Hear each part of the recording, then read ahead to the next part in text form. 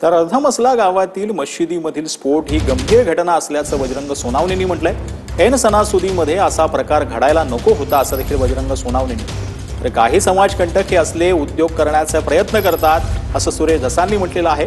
या घटनेतील आरोपी अटक झाल्यात, आता त्यावर न बोललेलं बरं असं देखील सुरेश धस यांनी म्हटलं।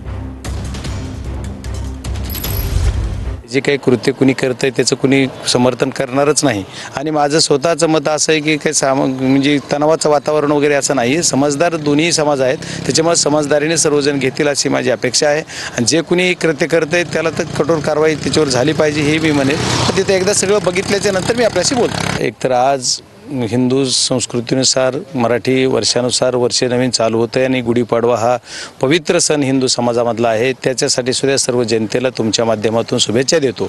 त्यांना पण पवित्र सणाचं गांभीर्य आपण सगळे दोन्ही समाजाने एकत्रितरित्या राहून बीड जिल्ह्याचा सलोखा टेकण्यासाठी प्रयत्न करा आणि 100% व्यवस्थित होईल असं माझी अपेक्षा आहे। समाजकंटक लोक असतात, काहीतरी फालतूपणा असलं काहीतरी उद्योग करण्याचा प्रयत्न करतात। मला वाटतं असे सगळे लोक अटक झालेले, त्यामुळे त्याच्यावरती न बोललेलं बरं।